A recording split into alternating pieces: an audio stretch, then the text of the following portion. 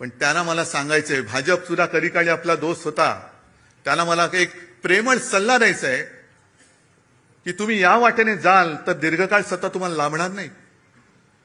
आणि ज्यांना आपण आपल्या देशाचं भाग्यविधाते समजतो त्या तरुण मुलांना जर का तुम्ही झुरळ समजत असाल तर एक लक्षात घ्या, आपलं स्वातंत्र्य हे निवडणुका जिंकून मिळालेलं नाही. त्या वयातल्या मुलांनी क्रांती केली म्हणून आपल्याला स्वातंत्र्य मिळालेलं आहे. ती मुलं जर का पेटली तर हे तुमचं सरकार सुद्धा राहणार नाही. काढा ना, काय वय होती? खुदिराम बोस 17 वर्ष, अनंत लक्ष्मण कानेरे काय वय होतं?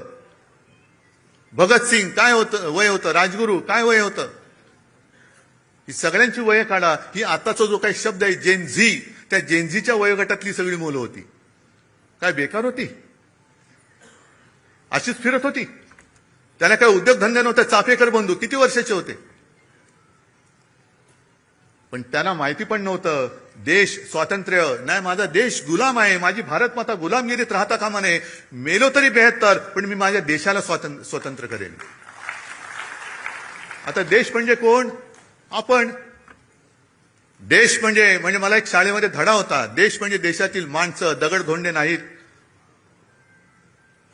आपण सगळे आहोत, पण आपलेच जर का दगडधोंडे झाले तर मग हे स्वातंत्र्य उपभोगणारे कोण?